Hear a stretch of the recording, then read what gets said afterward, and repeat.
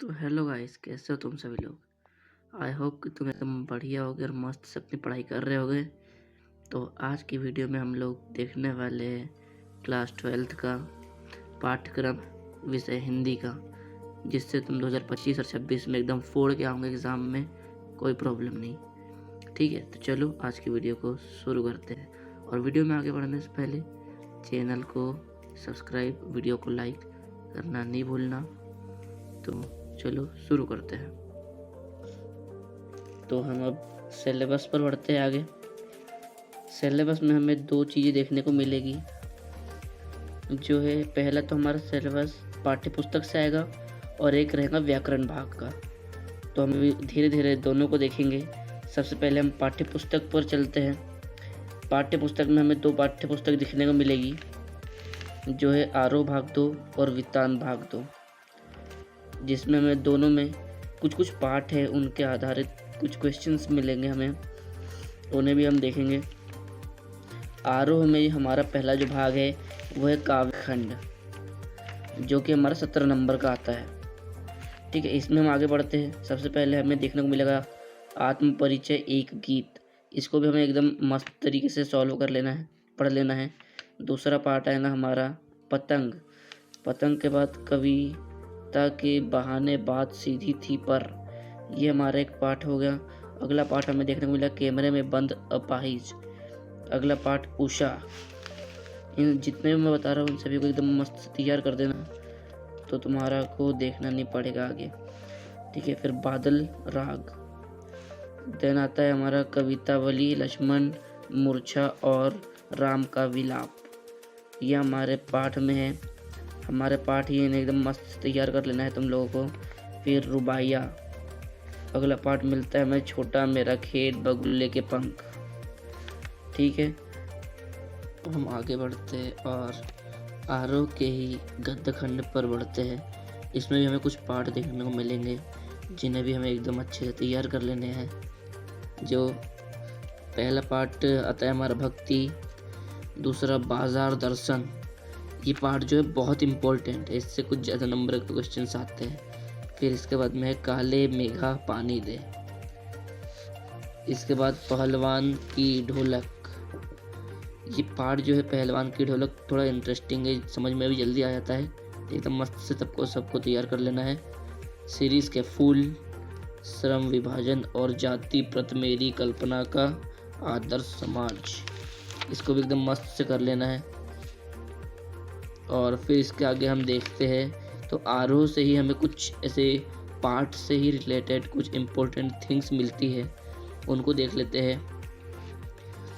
काव्य बोध के लिए तो जो पहला आएगा पद्य साहित्य का इतिहास एवं प्रवृत्तियां कवि परिचय के साथ। देखो ये जो ग्रामर का भाग है, इसमें 2 नंबर का तो आता ही है पहले टॉपिक में। क्या?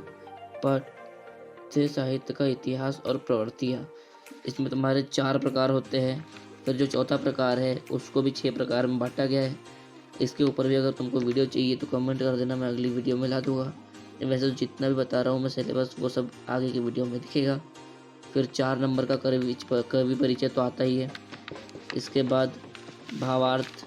एग्ज़ाम में तुमको कुछ पंक्तियाँ दे देंगे, उसका संदर्भ प्रसंग व्याख्या करना पड़ेगा, वो भी एकदम मस्त से तैयार कर लेना। फिर सौंदर्य बोध, भाव और विषय वस्तु पर आधारित कुछ प्रश्न भी मिलेंगे, वो भी एकदम मस्त से कर देना। फिर आती है गद्य खंड की बारी। तो गद्य खंड में गद्य साहित्य का इतिहास। तो 2 चीज़ जो है, पद्य साहित्य का इतिहास और गद्य साहित्य का इतिहास, इससे एकदम मस्त वाली क्वेश्चंस आते हैं। 2-2 नंबर के दोनों से आते हैं, 4 नंबर तो यहीं पर हो जाएंगे। ठीक है, फिर लेखक परिचय और काव्य बोध के बाद हम अब भाषा बोध पर आगे बढ़ते हैं। भाषा बोध में हम अब जितने भी टॉपिक आएंगे उससे एकदम अच्छे तरीके से तैयार कर लेंगे। फिर आगे बढ़ते हैं, इससे में हमके देखने को मिलेगा शब्द। कौन से शब्द? क्षेत्रीय शब्द, तकनीकी शब्द और निपात शब्द। इन तीनों में से कोई एक जो है आएगा एग्जाम्पल के साथ, तो ये एकदम ईजी है वैसे तो तैयार करने में। फिर आगे शब्द शक्ति, इसके परिचय और प्रकार, वाक्य परिचय एवं प्रकार। लेकिन यहाँ पर हमें क्या है कि अर्थ और रचना के आधार पर, दोनों के आधार पर इसे तैयार कर लेने का है। फिर शब्द युग्म एवं प्रकार, शब्द युग्म और प्रकार जो है ये इम्पोर्टेंट थिंग है, इसको भी एकदम मस्त से तैयार कर लेंगे। फिर वाक्य शुद्धिकरण करना आना चाहिए सभी को।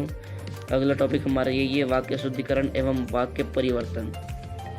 ठीक है, अगला टॉपिक देखते हैं मुहावरे और लोकोक्तियाँ। मुहावरे लोकोक्तियों में से 2 नंबर का तो वैसे पूछता ही है।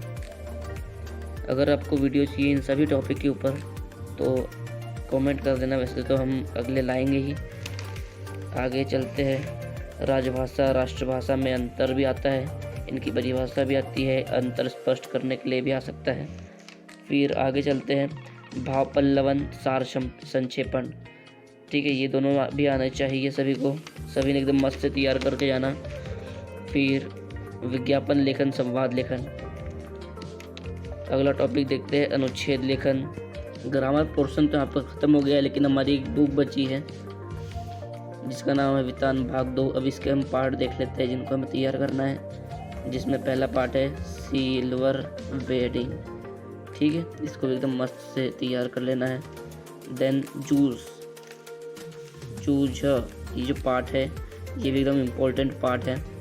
इसके आगे हम चलते हैं, अतीत में दावे पाओ, इसे भी एकदम मस्त से तैयार कर लेना है। ठीक है, फिर इसमें जो आते हैं प्रश्न में, मतलब तुम्हारे जो एग्ज़ाम में कुछ अन्य टॉपिक जो इससे रिलेटेड आएंगे या फिर पूरे पुस्तक में से जो आ सकते हैं वो तुम्हारे क्या है, वो पहला है अपठित बोध, काव्यांश, गद्यांश। ठीक है, इसमें तुमको 3 नंबर के तो देखने को ही मिलेगा। मतलब यहाँ पर तुम्हें टॉपिक दे दिया जाएगा, तुम्हें गद्यांश या काव्यांश दे दिया जाएगा, उसके आधारित तुम्हें कुछ क्वेश्चंस मिलेंगे, उन्हें सॉल्व करना है। और पत्र लेखन जो कि 4 नंबर का आता ही है, इसमें तुम्हारा कुछ नहीं तो 4 नंबर तो पक्का एकदम मस्त लिख कर आना। फिर अगला क्या है हमारा, निबंध लेखन रूपरेखा सहित, इसको हमें एकदम मस्त से तैयार कर लेना है निबंध को।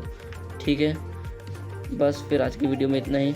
मिलते हैं अगली वीडियो में अगले नए टॉपिक के साथ, अगले सिलेबस के साथ।